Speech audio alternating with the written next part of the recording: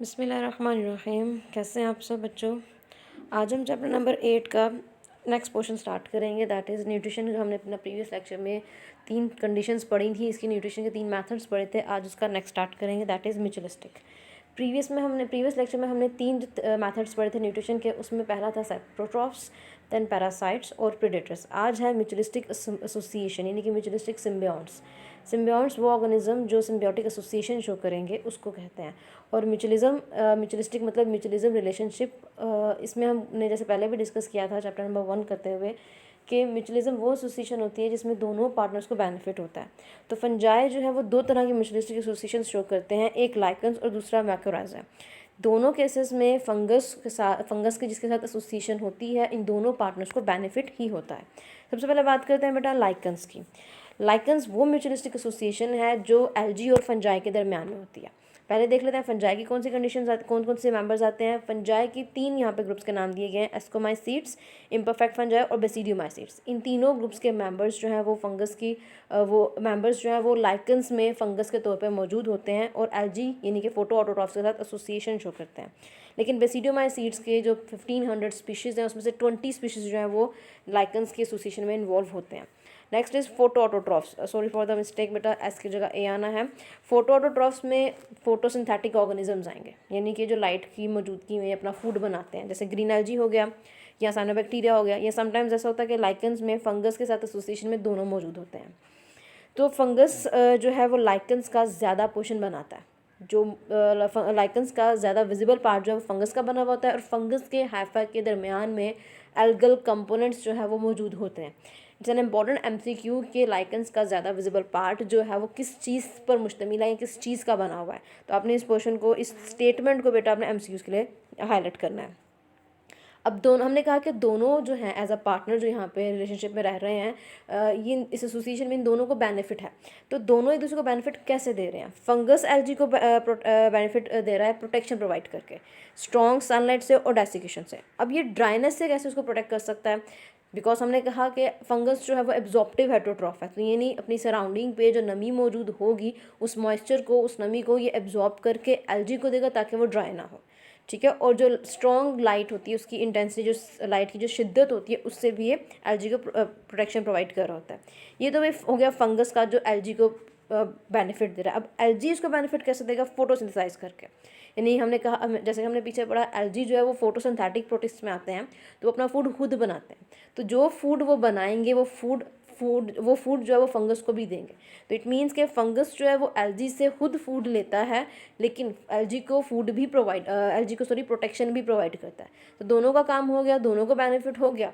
यानी कि fungus protection provide कर रहा है, एल्गी को प्रोटेक्शन मिल गई, लेकिन फंगस एल्गी से फूड ले रहा है, एल्गी फंगस को फूड बनाकर दे रहा है। तो दोनों को इस केस में बेनिफिट हो जाता है।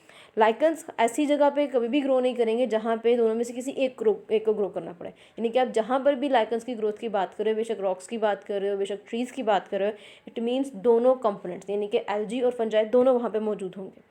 ज़्यादातर हम कहते हैं कि लाइकन्स जो है वो हार्श प्लेसेस पे पाए जाते हैं, जैसे बंजर ज़मीन होगी, बे रॉक हो गई, ठीक है, चट्टानें हो गई, दरख्त हो गए, ऐसी जगहों पे ये ग्रो कर सकते हैं। बंजर ज़मीन को हरियाली की तरफ लाने के लिए सबसे पहले ऑर्गेनिजम्स जो वहाँ पे ग्रो करते हैं, जिनको पाइनियर्स हम कहते हैं, जो सबसे पहले आबादी बनाते हैं, वो लाइकन्स ही होते हैं। इकोलॉजिकल पॉइंट ऑफ व्यू से इनकी बहुत ज़्यादा इंपॉर्टेंस है। हमारे एटमॉस्फेयर में जैसे कि आपको पता है पोल्यूटेंट्स मौजूद होते हैं। वो एयर पोल्यूटेंट्स की कंसंट्रेशन को मेजर करने के लिए as a bio indicator lichens use किए जाते हैं, बिकॉज इनका थैलस, इनकी जो बॉडी है वो इन कहने के उन पोल्यूटेंट्स के अगेंस्ट सेंसिटिविटी शो करते हैं। तो जिस चीज़ के लिए सेंसिटिविटी शो करेंगे, अगर वो पोल्यूटेंट वहाँ पे मौजूद होगा तो इनके थैलस का कलर जो है वो चेंज होना शुरू हो जाता है। उसके बाद यहाँ पे लास्ट जो पॉइंट बेटा लिखा हुआ है, जिसको मैं हाईलाइट कर रही हूँ, ये पॉइंट आप लोगों ने ज़रूर लिखना है। ये जो फंगस की इंपॉर्टेंस है वहाँ पे दिया हुआ है, लेकिन ये पॉइंट आपने यहाँ पर लाइकन्स के साथ बताना है। रेनडियर मॉस जो टर्म है ज़्यादातर ये प्लांट्स के लिए यूज़ होती है, लेकिन ये लाइकन है, ये प्लांट नहीं है, ये मॉस नहीं है, ये लाइकन है जो एज अ फूड इस्तेमाल किया जाता है। रेनडियर्स यूज़ करते हैं इसको एज अ फूड, या दूसरे लार्ज एनिमल्स जो हैं वो इसको एज अ फूड यूज़ करते हैं। रेनडियर्स मतलब कुतबी हिरन जो होता है, या आप इसको जो बारहसिंगा होता है आप उसका नाम भी यहाँ पर ले सकते हो। वो रेनडियर मॉस को खाते हैं, ठीक है, ये उनकी खुराक है। उसके बाद बेटा यहाँ से नीचे आपके पास दो इमेजेस गिवन है। ये इमेज आपने ड्रॉ करनी है लाइकन्स के साथ। ये लाइकन का क्रॉस सेक्शन दिखाया गया, जिसमें सबसे पहली लेयर से लेकर सबसे नीची लेयर जहाँ पे एक लाइकन जुड़ा हुआ होता है, उस लेयर से लेकर उसकी सबसे ऊपर वाली लेयर है, उसकी सारी इंटरनल लेयर्स आपको बताई गई हैं। पहली लेयर भी फंगस की बनी हुई होती है, यानी कि 4 लेयर्स इसमें आपको नज़र आ रही हैं। एक सरफेस लेयर है, फंगस की बनी हुई है। देन बॉटम लेयर है, वो भी फंगस की बनी हुई है। उसके बाद ये जो मिड वाले पोर्शंस हैं, जिसमें ये सेंटर वाला जहाँ पे ये जो चीज़ बनी हुई है, ये फंगस के हैफा की बनी हुई है। ये जो चीज़ है ये भी फंगस के हैफा की है, लेकिन यहाँ पर सरफेस लेयर के नीचे जो फंगल के हैफा मौजूद होते हैं, उसके अंदर या उनके कहने उन फंगस के दरमियान में एल्गल कंपोनेंट्स भी मौजूद होते हैं। उसके बाद यहाँ पे एक ये स्ट्रक्चर्स बने हुए हैं, सेफेरिकल शेप स्ट्रक्चर्स बने हुए हैं, इनको हम कहते हैं सोरीडिया। ये एसेक्सुअल रिप्रोडक्टिव स्ट्रक्चर है। इस सोरीडिया के अंदर दोनों चीज़ें मौजूद होंगी, फंगस का हाइफा भी प्रेजेंट होगा, एल्गल कंपोनेंट्स भी मौजूद होंगे। तो जब ये ग्रो करेगा, यानी कि इस तरह से जब इसने हाइफा बनाना है, तो ये इस हाइफा से इसकी हाइफा बना या कहने के आगे फर्दर इसका स्ट्रक्चर जो बनेगा, कंप्लीट लाइकन जो बनेगा, उसके अंदर ये दोनों चीज़ें मौजूद होंगी। तो सोरीडिया क्या है? It's a asexual reproductive structure जो कि लाइकन्स की प्रोडक्शन के लिए, न्यू लाइकन्स बनाने के लिए बनता है। कहाँ पे? लाइकन्स के अंदर एसेक्सुअल रिप्रोडक्शन के टाइम पे। तो आप इसका तो शॉर्ट एज एमसीक्यू भी डायग्राम को तैयार करोगे। उसके बाद लाइकन्स में आपने एक और चीज़ मेंशन करनी है, ये डायग्राम के नीचे पिंक लेटर्स में कैप्शन में गिवन है, वो है ग्रोथ फॉर्म्स। लाइकन्स की ग्रोथ 3 ग्रोथ फॉर्म्स हैं। पहली क्रस्टोस, ये क्रस्ट की तरह की होती है, जो रॉक या जो ज़मीन है, बंजर ज़मीन या चट्टान है, उसके साथ ये जुड़ी हुई होती है, बहुत हार्ड होती है, क्रस्ट की तरह की। दूसरी है फोलियोज, ये लीफ लाइक होती है, ठीक है, लीफ लाइक होती है, जो एक रॉक के ऊपर अटैच होगी लेकिन सिंगल पॉइंट के थ्रू। थर्ड वन इज फ्रुक्टिकोस, ये ब्रांचिंग लीफ लाइक होता है, लेकिन इसमें जो लीव्स होते हैं वो ब्रांचिंग शो कर रहे होते हैं, ब्रांचेस में, यानी कि आपके लोग आगे फर्दर उसकी शाखें बनी हुई होती हैं, उसको हम फ्रुक्टिकोस कहते हैं। तो क्रस्टोस की एग्जांपल है बेसिडिया और लेकानोर, फोलियोस की एग्जांपल है परमेलिया और फ्रुटिकोस की एग्जांपल है रेमेलिना। ये एग्जांपल्स आपको एमसीक्यूज में भी आ सकती हैं, ये ग्रोथ फॉर्म्स आपको शॉर्ट में भी पूछी जा सकती हैं। तो अगर आपको लॉन्ग भी आता है तो बेटा आपने तो भी इन तीनों का नाम लिखना है। डायग्राम बना सको तो ठीक, नहीं बना सको तो प्रॉब्लम नहीं है, लेकिन ये आपने ग्रोथ फॉर्म्स लॉन्ग क्वेश्चन में लिखनी है, शॉर्ट और एमसीक्यूज के लिए भी तैयार करनी है। नेक्स्ट, अदर काइंड ऑफ और type of mutualistic association is mycorrhiza. Myco की टर्म यूज़ होती है बेटा फंगस के लिए, और राइजा की टर्म जो यूज़ होती है रूट्स के लिए। तो यहाँ से पॉइंट क्लियर होता है कि माइकोराइजा कौन सी एसोसिएशन है या किन 2 ऑर्गेनिजम्स के दरमियान की एसोसिएशन है, फंगस और हायर वेस्कुलर प्लांट्स की रूट्स के दरमियान में होती है। ठीक है, हायर वेस्कुलर प्लांट्स की रूट्स और फंगस, इन दोनों के दरमियान में जो एसोसिएशन पाई जाती है उसको हम माइकोराइजा कहते हैं। तो जितने भी वेस्कुलर प्लांट्स अर्थ प्लैनेट पे मौजूद हैं, उसमें से 95% जो प्लांट्स हैं, वेस्कुलर प्लांट्स की टाइप्स जो हैं, उनके अंदर ये एसोसिएशन देखी जाती है। अब इसमें दोनों को बेनिफिट होता है, जैसे कि हमने पहले भी कहा।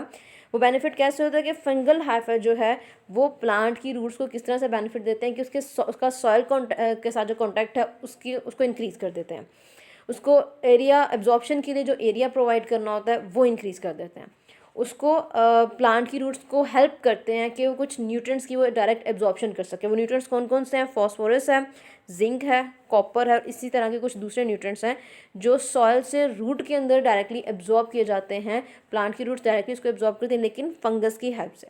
ये तो हो गया फंगस का काम। प्लांट्स का काम क्या है? जैसे कि हमने कहा फंगस अपना फूड खुद नहीं बना सकता, तो अब यहाँ पे जैसे ये एलजी के साथ एसोसिएशन में रहकर फूड लेता है एलजी से, उसी तरह से प्लांट की रूट से, यानी प्लांट्स के साथ एसोसिएशन में है, लेकिन उससे क्या बेनिफिट लेगा? ये प्लांट से फूड लेगा। तो प्लांट्स जो हैं फंगल हाइफा को ऑर्गेनिक कार्बन सप्लाई करते हैं, यानी कि जो फूड ये बनाते हैं, कार्बोहाइड्रेट्स या डिफरेंट टाइप्स के जो ऑर्गेनिक कंपाउंड्स बनाते हैं, वो ये फंगल हाइफा को प्रोवाइड करते हैं, सप्लाई करते हैं, उनको बेनिफिट देते हैं। माइकोराइजा 2 तरह के होते हैं, एक एंडोमाइकोराइजा है और एक एक्टोमाइकोराइजा है। एंडो का मतलब होता है विद इन, एक्टो का मतलब होता है आउटसाइड, यानी एंडो इनसाइड और एक्टो आउटसाइड। दोनों केस में फंगस हाइफा जो है वो प्लांट रूट्स के अंदर चले जाते हैं, लेकिन कंडीशन यहाँ पे डिफरेंस यहाँ पे क्या है कि जैसे यहाँ पे मैंने बनाया, ये एक सेल मैं बना रही हूँ, एक सेल की सेल वॉल मैंने बनाई है, यहाँ से आप कहने के फंगस का हाइफा आया। एंडोमाइकोराइजा के केस में क्या होगा कि एंडोमाइकोराइजा के केस में होता है कि फंगस का हाइफा जो है वो प्लांट सेल्स की जो सेल वॉल होती है उसको पेनिट्रेट करके अंदर, एक सेल को क्रॉस करके दूसरे सेल में, दूसरे सेल को क्रॉस करके तीसरे सेल में, इसी तरह से पूरी रूट्स के जो सेल्स हैं उनके अंदर सेल वॉल के ज़रिए वो पेनिट्रेट करके अंदर कॉइल्स बनाता है, स्वेलिंग करता है, ब्रांच होना शुरू होता है, पूरे के पूरे प्लांट की रूट सेल्स को सराउंड करता है और सॉइल को सराउंड करता है, और डायरेक्टली जो है वो प्लांट की रूट्स को या प्लांट्स को बेनिफिट देता है एब्जॉर्प्शन में। एक्टो के केस में क्या होता है, यहाँ पे जैसे मैं यहाँ पे 3-4 सेल्स बना रही हूँ। एक्टो के केस में ये होगा कि जैसे फॉर एग्जांपल यहाँ से आया हाइफा, एक सेल को क्रॉस किया, एक सेल के साथ ऐसे बना, उसके इर्द गिर्द गया, उसके इर्द गिर्द बनेगा, फिर यहाँ से ऐसे उसके इर्द गिर्द बनेगा। लेकिन यहाँ पे देखें सेल को क्रॉस करके उसकी सेल वॉल के ज़रिए उसके अंदर नहीं गया, ठीक है। ये बिटवीन द सेल्स उसको सराउंड, सेल्स को सराउंड करता है, सेल्स के दरम्यान में एक्सटेंड होगा, लेकिन सेल वॉल को पेनिट्रेट करके, रूट सेल्स की सेल वॉल को पेनिट्रेट करके सेल के अंदर नहीं जाएगा। एक्टोलाइजर कंडीशन जो है, एक्टोमाइकोलाइजर कंडीशन जो है वो पाइंस या फिर्स में ज़्यादातर देखी जाती है। लेकिन दोनों कंडीशंस में, दोनों माइकोराइजर में क्या होता है कि माइसीलियम जो है वो एक्सटेंड होगा सॉइल के अंदर, बहुत दूर तक वो एक्सटेंड हो जाता है, जिसकी वजह से वो प्लांट्स को एब्जॉर्प्शन में, डायरेक्ट एब्जॉर्प्शन में हेल्प करता है।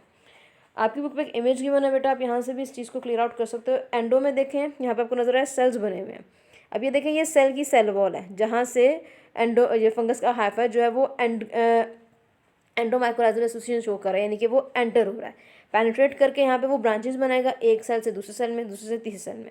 जबकि एक्टो के केस में यहाँ पे क्या दिखाया गया है, ये देखें, पहले उसने सेल्स को सराउंड किया है, सेल्स को सराउंड करने के बाद एक सेल से पूरे सेल्स के स्ट्रक्चर को सराउंड करके एक सेल से दूसरे सेल को सराउंड करे, दूसरे से तीसरे को सराउंड करे, लेकिन एक सेल को क्रॉस करके दूसरे सेल के अंदर नहीं जा रहा वो, ठीक है, पेनिट्रेशन शो नहीं कर रहा। तो इसी तरह से ये सेल एक सेल को सराउंड करके दूसरे को सराउंड करेगा, तीसरे को सराउंड करेगा। तो दिस इज एक्टोमाइकोराइजर। इस डायग्राम के नीचे बेटा करेक्टर्स दिए गए हैं फंगस के, ये करेक्टर्स आपने याद करने हैं, एमसीक्यूज के तौर पे भी करें, शॉर्ट के तौर पे भी करें। फंगस मॉइस्ट हैबिटेट्स में ज़्यादा मिलते हैं, लेकिन जहाँ कहीं पे डेड प्लांट्स और डेड एनिमल्स मिलेंगे, कोई भी डेड ऑर्गेनिज्म मिलेगा, यानी कि ऑर्गेनिक मैटर मिलेगा, वहाँ पे आपको फंगस इजीली ग्रो होता हुआ मिल सकता है। ड्राई कंडीशंस हो, फंगस ग्रो करेगा, यानी कि फंगस सर्वाइव करेगा, लेकिन उसके हाइफा की ग्रोथ नहीं हो रही होगी। मतलब क्या है, फंगस जिंदा है लेकिन रेस्टिंग स्टेज पे चला गया, यानी कि सो गया है, ठीक है। अगर तो ये रेस्टिंग स्टेज पे ना जाए तो ये किस तरह से होता है, ये अपने अंदर एक ड्राई कंडीशंस को रेजिस्ट करने वाले स्ट्रक्चर्स बना देने की स्पोर्स की प्रोडक्शन करवा देता है। वो स्पोर्स जो है वो तब तक, जब तक वो फेवरेबल कंडीशंस नहीं आती, तब तक वो जर्मिनेट नहीं करते हैं। तो ये भी फंगस में एक जिंदा रहने के लिए उनका एक एबिलिटी है या उनकी एक एडेप्टेशन है। फंगस वाइड रेंज के टेम्परेचर को, वाइड रेंज के पीएच को और हाई ऑस्मोटिक प्रेशर को टॉलरेट कर सकता है। यहाँ पे बेटा इंपॉर्टेंट एमसीक्यू है कि पीएच, कितनी पीएच की रेंज को ये टॉलरेट कर सकता है, फ्रॉम 2 to 9, इतनी पीएच के, अगर पीएच रेंज इतनी है, इसके दरमियान है, वो टॉलरेट कर सकता है, ग्रो कर सकता है इजीली। टेम्परेचर रेंज की बात करें तो फ्रॉम -5 to 50 डिग्री सेल्सियस, यानी कि फ्रीजिंग टेम्परेचर से लेकर हाई बॉइलिंग टेम्परेचर तक, नॉट बॉइलिंग, हाई टेम्परेचर तक को ये टॉलरेट कर सकता है। इतने टेम्परेचर पे ग्रो करता है। जैसे हम फ्रिज वगैरह में, रेफ्रिजरेटर में हम कोई सालन रखते हैं, हम हफ्ते बाद देखेंगे उस पर उल्ली लग जाती है, फंगस ग्रो कर गई। क्यों? रेफ्रिजरेटर का टेम्परेचर जो है वो फंगस की ग्रोथ के लिए फेवरेबल है। ऑस्मोटिक प्रेशर की बात करें तो हम यहाँ पे एग्जांपल दे सकते हैं जैम जालीज की। जैसे आपको पता है जैम मीठा होता है, जाली मीठी होती है, शुगर सोल्यूशन है ये, उसका ऑस्मोटिक प्रेशर ज़्यादा होगा, ठीक है, उसके अंदर सोल्यूट कंसंट्रेशन ज़्यादा होगी, तो इट मीन्स इसके अंदर फंगस ग्रो कर सकता है। उसके अलावा फूड को किस फॉर्म में स्टोर करते हैं? फूड को ये स्टोर करते हैं लिपिड, ड्रॉपलेट और ग्लाइकोजन की फॉर्म में। And other very important MCQ, इसको हाईलाइट जरूर कीजिएगा बच्चों। देन बात करते हैं रिप्रोडक्शन की। फंगस 2 तरीक़ों से रिप्रोड्यूस करता है, एसेक्सुअली भी रिप्रोड्यूस कर सकता है और सेक्सुअली भी रिप्रोड्यूस कर सकता है। लेकिन इसका सिर्फ एक ग्रुप है जो जिसमें सेक्सुअल रिप्रोडक्शन नहीं देखी गई, that is imperfect fungi. Important MCQs के तौर पर इसको जरूर हाईलाइट करें। एसेक्सुअली रिप्रोड्यूस करता है स्पोर्स के जरिए, कोनिडिया के जरिए, फ्रेगमेंटेशन और बडिंग के जरिए। जबकि सेक्सुअल रिप्रोडक्शन की बात करें तो फंगस को 4 डिफरेंट ग्रुप्स में क्लासीफाई किया गया हुआ है। तो वो 4 डिफरेंट ग्रुप्स के members sexual reproduction different show करते हैं, सब में सेक्सुअल रिप्रोडक्शन एक जैसी नहीं होती, लेकिन न्यूक्लियस की फ्यूजन और मियोसिस जो है वो सब में होती है। तो इट मीन्स कैरियोगैमी होगी, कैरियोगैमी कहते हैं फ्यूजन ऑफ न्यूक्लियस को। प्लाज्मोगैमी होगी, प्लाज्मोगैमी कहते हैं फ्यूजन ऑफ साइटोप्लाज्म को। डाइकैरियोटिक या हेट्रोकैरियोटिक सेल या हाइफा भी बनेगा और हैप्लॉइड सेक्सुअल स्पोर्स की प्रोडक्शन भी होगी। सबसे पहले देख लेते हैं एसेक्सुअल रिप्रोडक्शन, स्पोर्स के जरिए होती है। स्पोर्स जो है फंजाई में कॉमन मेथड है रिप्रोड्यूस करने का, बेशक वो एसेक्सुअली हो या सेक्सुअली हो। तो स्पोर्स जो हैं वो एसेक्सुअली भी बन सकते हैं, सेक्सुअली भी बन सकते हैं। ये हैप्लॉइड होते हैं, स्मॉल साइज़ के होते हैं और नॉन मोटाइल होते हैं। अब बात आ गई नॉन मोटाइल, यानी कि ये मूव नहीं कर सकते। तो यहाँ पे बात क्या आएगी, यहाँ पे हम क्या कहेंगे कि फिर ये एक जगह से दूसरी जगह कैसे जा सकते हैं? विंड के जरिए डिस्पर्स हो सकते हैं, इंसेक्ट्स के जरिए डिस्पर्स हो सकते हैं, एनिमल्स के जरिए या रेन स्प्लैशेस के जरिए। मैंने यहाँ पे मेंशन किया बाय रेन, स्प्लैशेस भी है, स्पेशली जब पानी, जब बारिश के कतरे नीचे गिरते हैं ठीक है। तो जब ज़मीन के साथ वो टकराते हैं तो वहाँ पे एक जो टकराव होता है उसकी वजह से जो वहाँ पे स्पोर्स मौजूद होंगे वो टकराने ज़मीन और बारिश के पानी, नहीं मिट्टी और बारिश के पानी के टकराव की वजह से वो स्पोर्स जो वहाँ पे मौजूद होंगे वो उड़कर आप कह सकते हो वहाँ से स्प्लिट होकर कहीं ना कहीं पे गिर जाएंगे। तो स्पोर्स बनते कहाँ पे हैं? रिप्रोडक्टिव स्ट्रक्चर्स के अंदर बनते हैं। हमने ये नाम पहले भी पढ़ा था। उस रिप्रोडक्टिव स्ट्रक्चर को हम कहते हैं sporangia, in short spore bearing structure. एक हाइफा के ऊपर स्फेरिकल स्ट्रक्चर बनता है, उसको हम स्पोरेंजिया कहते हैं। ये हाइफा से टोटली कट ऑफ हो जाता है, यानी कि अलग हो जाता है। कैसे कि हाइफा और स्पोरेंजिया के दरमियान में एक सेप्टम बन जाता है, ठीक है। ये सेप्टम इन दोनों को अलग कर देता है। तो स्पोर्स इसके अंदर ही बनते हैं। स्पोर्स को डिस्पर्स होने के लिए पानी की ज़रूरत नहीं होती है। स्पोरेंजिया के अंदर एक दो स्पोर्स नहीं बनते, बहुत ज़्यादा मिकदार में स्पोर्स बनते हैं। तो जिस भी डिस्पर्सिंग एजेंट यानी कि विंड के ज़रिए, इंसेक्ट के ज़रिए या एनिमल या बारिश के पानी की वजह से भी अगर स्पोर्स डिस्पर्स हो रहे हैं तो इट मीन्स के स्पोर्स बहुत दूर तक भी गिर सकते हैं, लॉन्ग डिस्टेंस तक भी। तो अगर बहुत दूर तक ये स्पोर्स डिस्ट्रीब्यूट हो रहे हैं या डिस्पर्स हो रहे हैं तो इट मीन्स के फंगस, बहुत सारी फंगस की काइंड्स जो हैं, टाइप्स जो हैं वो वाइडली डिस्ट्रीब्यूटेड है, यानी कि हमें बहुत सारे इलाकों में, बहुत वर्ल्ड के बहुत सारे रीजन्स में हमें स्पोर्स जो है वो ईजिली मिल सकते हैं।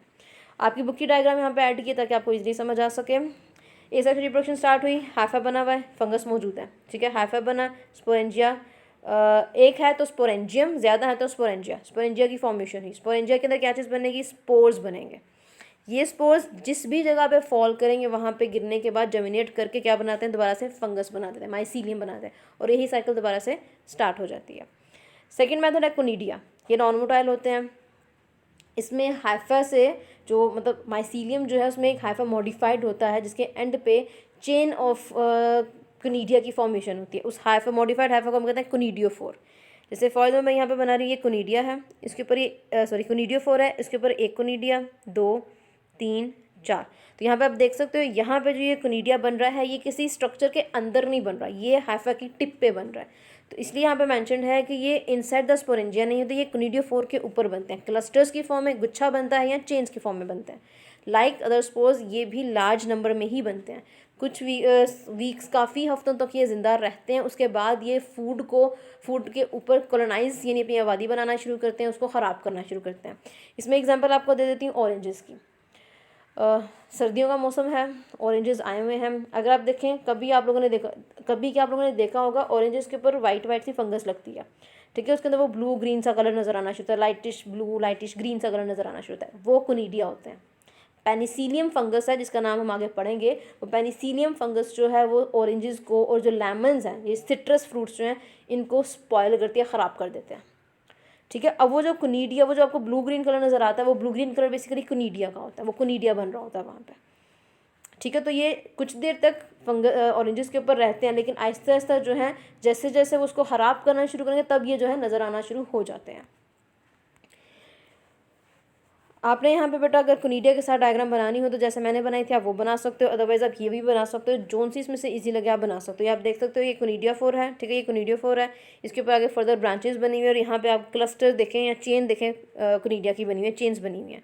इसी तरह से यहाँ पे भी देखें ये कोनिडिया की चेन्स बनी हुई है, ये और ये पोर्शंस जो हैं।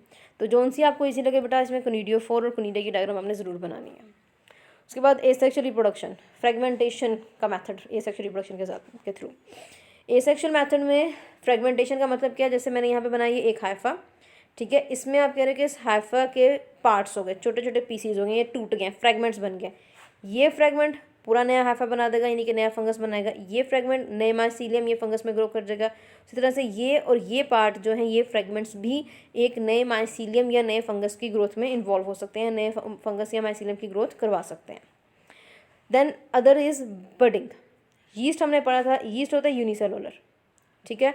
ये बडिंग के जरिए प्रोड्यूस होता है। बडिंग क्या चीज़ है? ये एसिमेट्रिक डिवीजन होती है, यानी कि वो डिवीजन जिसमें छोटी सी आउटग्रोथ या बड बनता है जो बाद में सेपरेट होता है, ग्रो करता है और इसी तरह से बहुत सारे न्यू बर्ड्स बना के यीस्ट की प्रोडक्शन करवाता है। अब ये बनता कैसे? ये हमारे पास एक यीस्ट मौजूद है, यहाँ से एक टाइनी सी यानी कि यहाँ से एक छोटा सा स्ट्रक्चर करेंगे उभरा है, इसको हम कहेंगे बड। यहाँ पे जो चीज़ें मौजूद हैं, ऑर्गेनेलीज हैं, न्यूक्लियस है, जो भी चीज़ यहाँ पे मौजूद है वो इक्वल अमाउंट में उसकी प्रोडक्शन करवा के सेम उसकी कॉपीज़ बना के बर्ड में ट्रांसफ़र की गई। उसके बाद यहाँ पे बनेगा सेप्टम और बर्ड और पेरेंट सेल जो है वो टोटली अलग हो गए हैं। इसकी कंसंट्रेशन, इसका साइटोप्लाज्म बिल्कुल डिफरेंट है, इसका साइटोप्लाज्म डिफरेंट है। जिसके बाद पेरेंट सेल और बर्ड जो है दोनों अलग हो जाएंगे। और इसी तरह से यीस्ट जो है वो 1 बार 2 बार 3 बार जितनी देर उसकी लाइफ लिखी हुई है, जितनी देर वो सर्वाइव कर रहा है, वो इसी तरह से बडिंग के ज़रिए वो रिप्रोड्यूस होता रहता है। इमेज ऐड कर दिया बेटा, आप ये इमेज साथ बनाओगे। Other is sexual reproduction, fungi sexually भी रिप्रोड्यूस करते हैं। जो हेप्लॉइड हाइफा होता है इनका, यहाँ डिप्लॉइड हाइफा कह लें, जो इसका हाइफा है जो जिसके अंदर न्यूक्लियस मौजूद होता है, जो जेनेटिकली डिफरेंट है लेकिन मिलते जुलते हैं। कंपैटिबल का मतलब क्या होता है, मिलती जुलती चीज़ जो होती है उसको हम कंपैटिबल कहते हैं। तो दो जेनेटिकली डिफरेंट हाइफा मेटिंग के लिए, मेटिंग टाइप्स के, यानी कि जिस मैं कह रही हूँ ये एक हाइफा है, ये दूसरा हाइफा है, इसके ऊपर हमने लगा दिया प्लस का साइन, इसके ऊपर हमने लगा दिया माइनस का साइन। दोनों हाइफा मिलते जुलते हैं, मेटिंग टाइप्स हैं, ये कंपैटिबल मेटिंग टाइप्स हैं, यानी कि एक प्लस का साइन है, एक पॉजिटिव का साइन है, ये दोनों एक दूसरे को अट्रैक्ट करेंगे। जब ये एक दूसरे के करीब आएंगे तो यहाँ पे दोनों का न्यूक्लियस जो हमने कहा जेनेटिकली डिफरेंट है, ये इनकी फ्यूजन हो जाती है। फ्यूजन का मतलब यहाँ पे क्या है कि प्लस और पॉजिटिव साइन वाला हाइफा फ्यूज हुआ, यानी कि दोनों का साइटोप्लाज्म फ्यूज हो गया। दोनों का साइटोप्लाज्म फ्यूज होने के बाद दोनों का न्यूक्लियस एक ही हाइफा के अंदर आ गया, जिसके बाद जैसे ही साइटोप्लाज्म की फ्यूजन हुई उसके फ़ौरन बाद दोनों न्यूक्लियस भी फ्यूज कर गए। तो यहाँ पे न्यूक्लियस की फ्यूजन को आप कहोगे कैरियोगैमी, और साइटोप्लाज्म की फ्यूजन को हम कहेंगे प्लाज्मोगैमी, और न्यूक्लियस की फ्यूजन को हम कहेंगे कैरियोगैमी। ठीक है, ये कंडीशंस जैसे मैंने आपको पीछे बताई थी। सबसे पहले क्या होता है इसमें कि दो जेनेटिकल डिफरेंट हाइफा जो हैं they will come close together, जिसके बाद साइटोप्लाज्म की फ्यूजन होगी यानी कि प्लाज्मोगैमी होगी। प्लाज्मोगैमी के बाद यानी कि साइटोप्लाज्म की फ्यूजन के बाद होगी न्यूक्लियस की फ्यूजन, इसको हम कहते हैं कैरियोगैमी। प्लाज्मो वर्ड जो है वो यूज़ होता है, टर्म जो है यूज़ होती है साइटोप्लाज्म के लिए, कैरियो टर्म जो है यूज़ होती है न्यूक्लियस के लिए। तो सेक्शुअल रिप्रोडक्शन के केस में फंगस में क्या कौन कौन से स्टेप्स होते हैं कि कुछ ग्रुप्स में ऐसे भी होता है कि पहले प्लाज्मोगैमी होगी, उसके कुछ देर के बाद या तो फ़ौरन कैरियोगैमी होती है, या कुछ देर के बाद, या कुछ कंडीशंस या ऐसी होने की वजह से काफ़ी टाइम के बाद उनमें कैरियोगैमी अकर करती है। तो सेक्सुअली वो रिप्रोड्यूस कैसे करेंगे, उनमें पहले मीटिंग होगी। मीटिंग का मतलब क्या है, दो genetically different Haifa they will come close together, उसके बाद साइटोप्लाज्म फ्यूज करेगा और फिर न्यूक्लियर फ्यूजन होगी, यानी कि फिर न्यूक्लियर दोनों जो डिफरेंट न्यूक्लियर हैं वो फ्यूज़ करेंगे। तो कैरियोगैमी और प्लाज्मोगैमी केस में समटाइम्स ऐसा होता है कि बेसिडियोमाइकोटा और एस्कोमाइसीड्स के जो मेंबर हैं, या एस्कोमाइसीड्स और बेसिडियोमाइकोटा में या बेसिडियोमाइसीड्स में जो फंगस मौजूद होते हैं, प्लाज्मोगैमी ने फ्यूजन ऑफ साइटोप्लाज्म के फ़ौरन बाद उनमें न्यूक्लियस की फ्यूजन नहीं होती है। उसकी जगह क्या होगा, इनके जो दोनों जेनेटिक टाइप्स हैं, इनके जो दोनों डिफरेंट न्यूक्लियाई हैं, दोनों इंडिविजुअल्स के वो एक साथ रहते हैं, एक साथ एक ही हाइफा में रह के वो डिवाइड करते हैं। डिवाइड होने की काफ़ी देर के बाद जाके वो न्यूक्लिया जो है वो फ्यूज़ होते हैं। तो एक हाइफा के अंदर एक पॉजिटिव साइन का न्यूक्लियर प्रेजेंट है, एक नेगेटिव साइन का न्यूक्लियर प्रेजेंट है, तो ऐसे हाइफा को हम डाईयूरेटिक हाइफा कहते हैं। वो हाइफा या वो सेल, वो फंगल हाइफा या वो फंगल सेल जिसके अंदर दो न्यूक्लियाई, दो डिफरेंट जेनेटिक टाइप के न्यूक्लियाई मौजूद हों, उसको आप डाईकैरियोटिक या हेट्रोकैरियोटिक हाइफा या सेल का नाम देते हो। ठीक है, ये कंडीशन कुछ में नहीं, लाइक बेसिडियोमाइसीड्स और एस्कोमाइसीड्स में होता है कि साइटोप्लाज्म की फ्यूजन हुई, दो डिफरेंट हाइफा के न्यूक्लियस एक हाइफा के अंदर आ गए, लेकिन वो न्यूक्लियस आगे डिवाइड हुआ, न्यूक्लियस फ्यूज नहीं हुआ है। ये कंडीशन कुछ में, यानी कि जो मेन 3 से 4 ग्रुप्स हैं उनमें से 2 ग्रुप्स में ये चीज़ देखी जाती है, बाकी सब में ऐसे नहीं होता है। बाकी सब में पहले साइटोप्लाज्म फ्यूज होता है, फिर न्यूक्लियस की फ्यूजन होती है और नेक्स्ट हाइफा की प्रोडक्शन के लिए प्रोसेस या जो है वो स्टार्ट हो जाती है, यानी कि स्पोर्स बनना शुरू हो जाते हैं। सेक्सुअल रिप्रोडक्शन के ज़रिए स्पोर्स कैसे बनते हैं, हेप्लॉइड स्पोर्स बनेंगे। क्यों? क्योंकि मियोसिस होती है। तो जो फंजाई के डिफरेंट ग्रुप्स हैं उनमें जो स्पोर्स बनते हैं, हेप्लॉइड सेक्सुअल स्पोर्स जो बनते हैं वो डिफरेंट टाइप्स के होते हैं। डिफरेंट टाइप्स का मतलब क्या है, मैंने भी यहाँ पे नाम लिया था बेसिडियोमाइसीड्स। बेसिडियोमाइसीड्स के अंदर जो स्पोर्स बनेंगे उनका नाम है बेसिडियोस्पोर्स। एस्कोमाइसीड्स के अंदर जो स्पोर्स बनेंगे उनका नाम है एस्कोस्पोर्स। ठीक है, यहाँ पे ये जाइगोट बनता है। जाइगोट मतलब दो डिफरेंट न्यूक्लियस की फ्यूजन से जाइगोट बना, ये होगा डिप्लॉइड। और डिप्लॉइड में जब आप कहते हो कि हेप्लॉइड कंडीशन आएगी तो उसके रिजल्ट में जो स्पोर बनेगा या जो सेल बनेगा वो हेप्लॉइड होगा। क्यों? क्योंकि मियोसिस में number of chromosomes are reduce to half, यानी कि अगर यहाँ पे आप कह रहे हो कि 10 यहाँ पे क्रोमोसोम्स हैं तो यहाँ पे कितने हो जाएंगे, यहाँ पे 5 हो जाएंगे। ठीक है, तो मियोसिस की वजह से, मियोसिस जाइगोट में मियोसिस होती है, मियोसिस से जो अगर स्पोर्स बनेंगे वो हेप्लॉइड स्पोर्स होंगे। लेकिन डिफरेंट टाइप्स, डिफरेंट ग्रुप्स हैं तो डिफरेंट ग्रुप्स के अंदर डिफरेंट टाइप्स के हेप्लॉइड सेक्सुअल स्पोर्स बनेंगे। जैसे भी यहाँ पे मैंने नाम लिया, बेसिडियोमाइसीड्स में बेसिडियोस्पोर्स, एस्कोमाइसीड्स में एस्कोस्पोर्स। अब ये स्पोर्स जो बनते हैं मियोसिस की वजह से, ये बेसिकली एक करेक्टरिस्टिक स्ट्रक्चर के अंदर या फ्रूटिक बॉडी के अंदर बनते हैं। जैसे अगर हम कह रहे हैं बेसिडियोस्पोर्स की बात करें, बेसिडियोस्पोर्स या तो बेसिडिया के ऊपर बनेंगे या बेसिडियो कार्प के अंदर बनेंगे। ये बेसिडिया टर्म, ये टर्म जो है ये करेक्टरिस्टिक है, करेक्टरिस्टिक स्ट्रक्चर है या कहने के फ्रूटिंग बॉडी है बेसिडियोमाइसीट्स के अंदर जो देखी जाती है। दूसरा हमने कहा नाम लिया था एस्कोस्पोर्स का। एस्कोस्पोर्स या तो एस्कस के अंदर यानी कि एस्की के अंदर बनेंगे या एस्कोकार्प के अंदर बनेंगे। जैसे एस्कस की मैं एग्जांपल दूँ, ये थैली की तरह होता है, सैक लाइक स्ट्रक्चर होता है, ठीक है, इसके अंदर एस्कोस्पोर्स बन रहे हैं। तो ये क्या चीज़ है, ये एस्कस है और ये स्पोर क्या है, ये एस्कोस्पोर्स है। तो ये इनके जो नाम दिए जाते हैं, इनको जिस ग्रुप से वो फंगस बिलोंग करता है, फंगस के अंदर जो स्पोर बनेगा उसको उसके सेक्सुअल रिप्रोडक्शन के ज़रिए, उसके सेक्सुअल रिप्रोडक्शन के ज़रिए जो स्पोर बना है उसको नाम जो है वो उस ग्रुप की बेस पे दिया जाएगा जिस ग्रुप से वो फंगस बिलोंग करता है। ये भी इंपॉर्टेंट बेटा आप कह लें कि शॉर्ट के तौर पे आपसे पूछा जा सकता है बेसिडिया और एस्की का डिफरेंस, बेसिडियो और एस्कोस्पोर का डिफरेंस, बेसिडियो कार्प या एस्कोकार्प का डिफरेंस, ठीक है। तो ये एक्सरसाइज में ये डिफरेंसेस गिवन हैं एज अ क्वेश्चन, तो हम इंशाल्लाह इनको भी सॉल्व करेंगे लेकिन after vacations. Last portion, classification of fungi. जैसे कि आपको बताया फंजाई को 4 डिफरेंट ग्रुप्स में क्लासीफाई किया गया। अब ये क्लासिफिकेशन किस बेस पे की गई है? क्लासिफिकेशन उनमें जिस रिप्रोडक्शन के मेथड के ज़रिए वो रिप्रोड्यूस कर रहे हैं उसकी बेस पे है। उसके अलावा रिप्रोडक्शन के दौरान जो रिप्रोडक्टिव स्ट्रक्चर्स बनते हैं उसकी बेस पे है। जोन से सेक्सुअल रिप्रोडक्शन के दौरान जोन सा रिप्रोडक्टिव स्ट्रक्चर बनेगा उसकी बेस पे आप फंजाई को क्लासीफाई करते हो। लेकिन ये सिर्फ ये 2 बेसिस नहीं है, बहुत सारे करैक्टर्स उनके अंदर जो टाइप ऑफ हाइफा है, यानी कि सेप्टेट है, ए सेप्टेट है, यानी कि नॉन सेप्टेट है, गोनोसिटिक है, इसकी बेस पे भी हम उसको क्लासीफाई करते हैं। लेकिन पहली जो बेसिक है, जो जिस पे क्लासिफिकेशन की बुनियाद रखी गई थी, वो यही 2 हैं कि रिप्रोडक्शन का मेथड सब में डिफरेंट है, उसकी बेस पे क्लासीफाई करना है। सबके अंदर सेक्सुअल रिप्रोडक्टिव स्ट्रक्चर्स डिफरेंट बनते हैं, उनकी बेस पे आपने क्लासीफाई करना है। तो यहाँ पे टेबल देख लेते हैं सेक्सुअल रिप्रोडक्शन के लिहाज से। आपने ये टेबल बेटा एमसीक्यूज़ के लिए तैयार करना है, शॉर्ट में भी इसमें से कुछ ना कुछ पूछा जा सकता है। पहला ग्रुप है इसका, पहला फाइलम है इसका ज़ाइगोमाइकोटा, इसको हम ज़ाइगोमाइसीट्स भी कह सकते हैं। एग्जाम्पल इसमें है राइजोपस, ब्लैक मोल्ड, पिलोबोलस जिसको स्पिटिंग फंगस भी कहते हैं। राइजोपस ज़्यादातर जो है ब्रेड पे जो उंगली लगती है उसको कहते हैं। सेक्सुअल रिप्रोडक्शन इसमें होती है लेकिन इसमें जो स्पोर्स बनते हैं उनको हम ज़ाइगोस्पोर्स कहते हैं। ये ज़ाइगो का टर्म जो है बेसिकली ज़ाइगोमाइकोटा से है और ज़ाइगोमाइकोटा मतलब ज़ाइगोट। एसेक्सुअल रिप्रोडक्शन होती है, स्पोर्स बनते हैं स्पोरेंजिया के अंदर लेकिन नॉन मोटाइल स्पोर्स बनते हैं। इसका हाइफा कैसा होता है, नॉन सेप्टेट होता है, यानी कि इसके अंदर इस तरह से एक हाइफा मौजूद होगा, हाइफा होगा, उसके अंदर क्रॉस फॉल्स रिंग और इसी हाइफा के अंदर बहुत सारे न्यूक्लियर प्रेजेंट होंगे। सेकेंड है एस्कोमाइकोटा। एस्कोमाइकोटा को एस्कोमाइसीट्स, इसको हम सैक फंजाई कहते हैं, यानी कि इसके अंदर जो फ्रूटिंग बॉडी या जो करेक्टरिस्टिक स्ट्रक्चर बनता है वो जो एस्कस है वो बोरी की तरह का होता है। सैक मतलब बोरी को कहते हैं आप। यीस्ट हैं, मोल्ड्स हैं, ट्रफल्स, पाउडरी मिल्ड्यूज और जो मोल्ड्स वगैरह हैं वो इस ग्रुप से बिलोंग करते हैं। सेक्सुअल रिप्रोडक्शन के जरिए स्पोर्स बनेंगे लेकिन एस्कोस्पोर्स एस्कस के अंदर। एस्कस क्या है, ये सैक लाइक स्ट्रक्चर आपको पता है, इसके अंदर जो स्पोर्स बन रहे हैं दिस विल बी एस्कोस्पोर्स।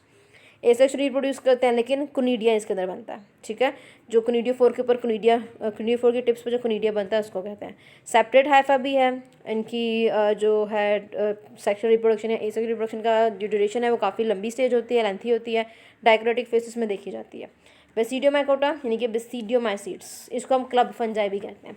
इनके अंदर जो एक स्ट्रक्चर बनता है बेसिडिया वो समहाउ लाइक इस तरह का होता है, यानी कि इस तरह से थोड़ा लंबा सा क्लब लाइक बना हुआ होता है, इसलिए इसको क्लब की तरह कहते हैं, इलोंगेटेड होता है थोड़ा सा। इसमें मशरूम्स आते हैं, रस्ट आता है, स्मर्ट आता है, पफ बॉल्स आते हैं और ब्रैकेट फंजाई आते हैं। सेक्सुअल रिप्रोडक्शन के जरिए जो इसके अंदर स्पोर्स बनते हैं वो है बेसिडियोस्पोर्स, एक कप शेप स्ट्रक्चर के ऊपर बनते हैं, क्लब शेप स्ट्रक्चर के ऊपर बनते हैं, उसको हम बेसिडिया कहते हैं, जिसके मैंने यहाँ पे बनाया। एसेक्सुअल रिप्रोडक्शन इसमें अनकॉमन है, समटाइम्स होती है समटाइम्स नहीं होती है, इसलिए इसका कोई एज सच प्रॉपर मेथड नहीं बताया गया।